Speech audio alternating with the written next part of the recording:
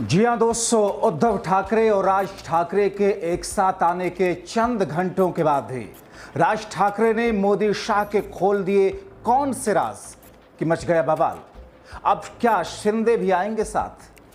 बहुत स्वागत है आप सभी का। आप देख रहे हैं द राजनीति का विशेष सेगमेंट खबर और विश्लेषण। मैं हूं जब्बार खान।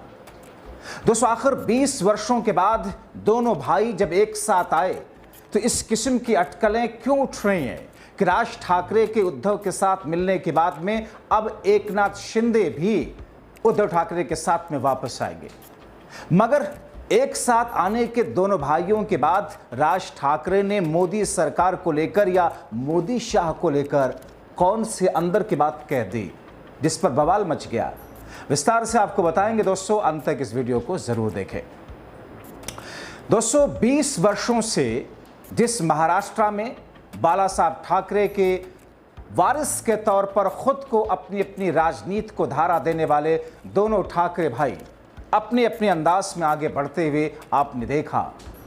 एक तरफ राज ठाकरे को नाकामियां मिलती रही तो दूसरी तरफ उद्धव ठाकरे किसी न किसी तरह सत्ता में बने रहे। और ये पहला ऐसा मौका है जब उद्धव ठाकरे को सबसे ज्यादा परेशानी इस विधानसभा चुनाव के बाद, जिसमें कथित तौर पर गड़बड़ियों के आरोप चुनाव आयोग पर लगाए गए।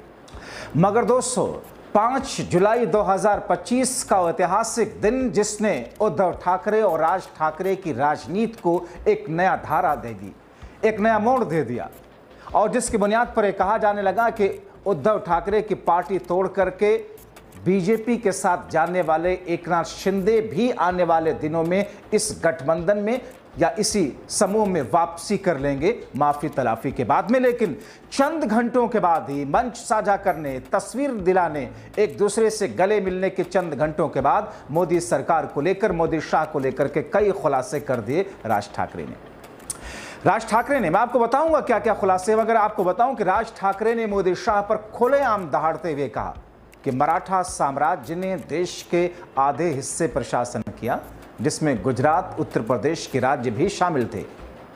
क्या हमने मराठी थोपी? नहीं।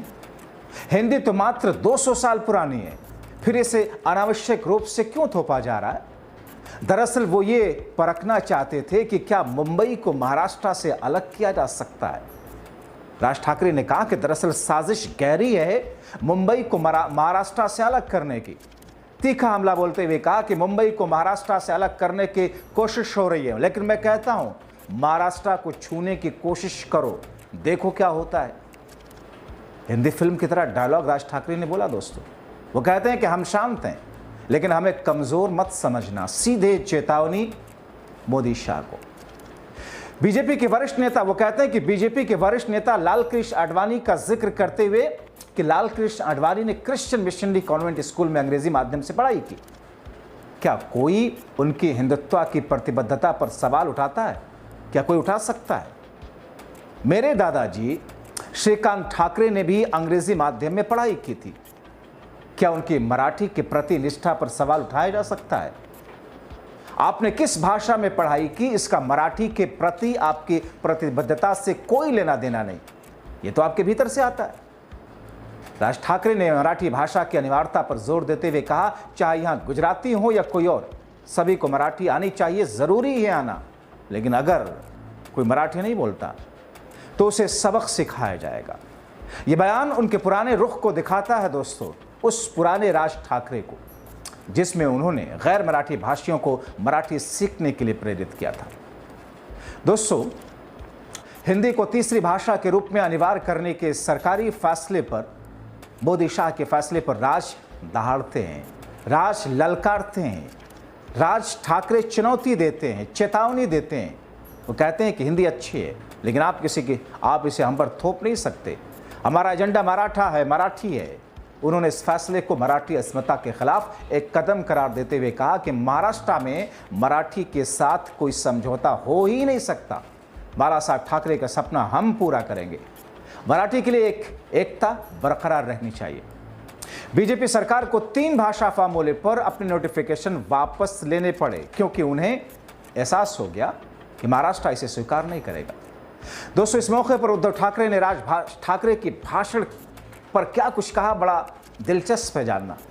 तारीफों के पुल बांध दिए उद्धव ठाकरे ने, प्रशंसा करते हुए कहा कि राज ने इतना शानदार बोला कि मुझे कुछ कहने की ज़रूरत ही नहीं, हम एक साथ आए, एक साथ रहेंगे। इस बयान ने शिवसेना, यूबीटी और एमएनएस के बीच में संभावित गठबंधन के कयास को पूर्ण रूप से एक ताना बाना की शक्ल दे दिया। दोस्तों, 5 जुलाई को जो रैली हुई महाराष्ट्र के अंदर, वो महज एक रैली नहीं थी, महाराष्ट्र की आने वाले दिनों की राजनीति की एक नई इतिहास के पन्ने का कुछ लाइनें थी, पैराग्राफ था। ये रैली न केवल मराठी अस्मिता की जीत का उत्सव थी, बल्कि बीएमसी और अन्य स्थानीय निकाय चुनाव के लिए एक रणनीतिक कदम भी माना जा रहा। राज और उद्धव की एकता एक मराठी वोट बैंक को एकजुट करने की कोशिश के रूप में है। राज ठाकरे का यह भाषण मराठी गौरव का एक शक्तिशाली प्रदर्शन था, जिसमें उन्होंने मराठी अस्मिता, मुंबई की अखंडता, हिंदी के अनावश्यक थोपने के खिलाफ मोदी सरकार को चेतावनी थी। दोस्तों, मगर राज ठाकरे ने जिस तरीके से कहा कि मुंबई को महाराष्ट्र से अलग करने की कोशिश जो लोग देख रहे हैं, कर रहे हैं, उस कोशिश में वो कभी कामयाब नहीं होंगे। और अगर ऐसी कोशिश करके देखनी है तो ज़रा छू करके देखो, हम बता देंगे हम कौन है। ये भाषा के अंदर शब्दों का चुनाव, लहजे में तलखी, चेतावनी, ललकार, ये सब कुछ महाराष्ट्र के उस स्टेज पर दिखा जहां से सीधा संदेश ऐतिहासिक तौर पर मराठा और दिल्ली के बीच का जो कॉन्फ्लिक्ट शुरुआती दौर से रहा है, खासतौर पर मुगलों के वक्त, वही अंदाज देखने को मिला कि महाराष्ट्र ने दिल्ली को ललकारा है। दोस्तों, राज ठाकरे के भाषण में बीजेपी नेता नीतीश राणे के उस बयान पर भी भड़ास दिखी, जिसमें उन्होंने मराठी भाषा को लेकर एमएनएस के कार्यकर्ताओं पर गुंडागर्दी का आरोप लगाते हुए कहा था कि अगर आप में हिम्मत है तो नल बाजार, मोहम्मद अली रोड पर जहां मुस्लिम रहते हैं, दाढ़ी टोपी वाले लोग रहते हैं, उनमें जाकर अपनी ताकत दिखाइए। राणे ने कहा था कि क्या मोहम्मद अली रोड में दाढ़ी और टोपी वाले लोग शुद्ध मराठी बोलते हैं? क्या जावेद अख्तर, आमिर खान मराठी बोलते हैं? आपके पास उन्हें मराठी में बोलने के लिए कहने की हिम्मत नहीं। ये देश को इस्लामिक राज्य बनाने की साजिश है। गजब अंदाज है दोस्तों बीजेपी का, जो महाराष्ट्र जिसका कैरेक्टर हिंदू मुस्लिम वाला नहीं था उस स्तर पर। और शायद इसीलिए एनडीए के ही नेता अजित पवार ने पिछले विधानसभा चुनाव में योगी आदित्यनाथ को ललकारते हुए कहा था कि ये तुम्हारे यूपी में चलता होगा, ये महाराष्ट्र, यहाँ ये सब नहीं चलता, बटेंगे तो कटेंगे किनारे पर उनका जवाब था। तो वो महाराष्ट्र जहां सांप्रदायिकता उस अंदाज में नहीं थी, अब उसे लाने की कोशिश की जा रही है। राणे के बयान से यही जाहिर होता है। वो कहते हैं कि इसे इस्लामिक राज्य बनाने की साजिश है। मुझे तो ये बयान इतना हास्यास्पद, इतना बेवकूफ़ाना, गंवारपन वाला लगता है, जिसे टीवी में कैमरों के सामने बढ़ चढ़ करके बोला जाता है और गंवार किस्म के पत्रकार उसको ग्लोरीफाई करते हैं। वो कहते हैं कि इस्लामिक राज्य बनाने की साजिश है। लव जहाद, भूमि जहाद, अन्य हथकंडों के जरिए मुंबई के हिंदुओं को संख्या कम करने की कोशिश की जा रही है।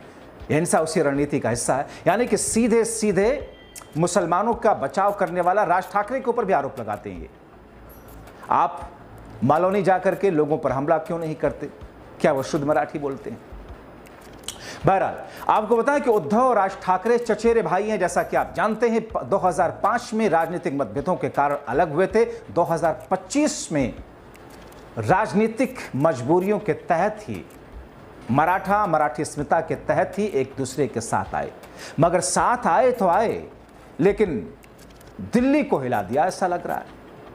उस समय शिवसेना के संस्थापक बाला साहब ठाकरे ने अपने बेटे उद्धव ठाकरे को दरअसल 2005 में पार्टी के कार्यकारी अध्यक्ष नियुक्त किया था, जिससे राज ठाकरे निराश हो गए थे। 2006 में राज ठाकरे ने शिवसेना छोड़कर महाराष्ट्र नवनिर्माण सेना यानी कि एमएनएस की स्थापना की थी। तब से दोनों पार्टियां मराठी वोट बैंक के लिए एक दूसरे के खिलाफ प्रतिस्पर्धा करती रही। हालांकि हाल के वर्षों में दोनों पार्टियों को राजनीतिक तौर पर कमजोर होते हुए देखा गया। 2024 के महाराष्ट्र विधानसभा चुनाव में शिवसेना उद्धव ने 20 सीटें जीती, जबकि एमएनएस कोई सीट नहीं जीत पाई। इस पृष्ठभूमि में दोनों नेताओं का एक मंच पर आना, संभावित गठबंधन की बात करना महाराष्ट्र की राजनीति में एक बड़ा बदलाव माना जा रहा है। यह रैली न केवल मराठी अस्मिता के लिए एक जीत का उत्सव थी, बल्कि आगामी स्थानीय निकाय चुनाव विशेष रूप से बीएमसी को लेकर के एक अलग तरह की स्क्रिप्ट लिखती हुई जा रही है। आपको बताएं कि जानकारों का मानना है कि ये एकता मराठी वोट बैंक को एकजुट करने में मदद कर सकती है, जो मुंबई और आसपास के जिलों में 30 से 35% है। हालांकि कुछ सवाल अभी भी बने हैं। क्या ये एकता केवल मराठी मुद्दे तक सीमित रहेगी, या ये एक बड़े राजनीतिक गठबंधन में तब्दील होकर के बीजेपी के सामने बैरिकेड लगाएगी? सीट बंटवारे नेतृत्व को लेकर के सहमतियां कैसे होंगी, सारी की सारी स्थितियां अपने तौर पर हैं। मगर दोस्तों, 5 जुलाई को महाराष्ट्र से जो आवाज राज ठाकरे ने उठाई भाई उद्धव ठाकरे के साथ मिलने के बाद में, जिस तरीके से मोदी शाह की कलई खोली, जिस तरीके से मुंबई को महाराष्ट्र से अलग करने की साजिश का आरोप लगाया, जिस तरीके से हिंदी थोपने की बात की और जिस तरीके से बीजेपी की साजिश उसकी रणनीति को बताया, जाहिर तौर पर आने वाले दिनों में महाराष्ट्र ही की सिर्फ राजनीति नहीं बल्कि देश की राजनीति में एक अलग मोड़ पर होगी। आप क्या सोचते हैं? अपनी राय जरूर लिखें। बहुत शुक्रिया।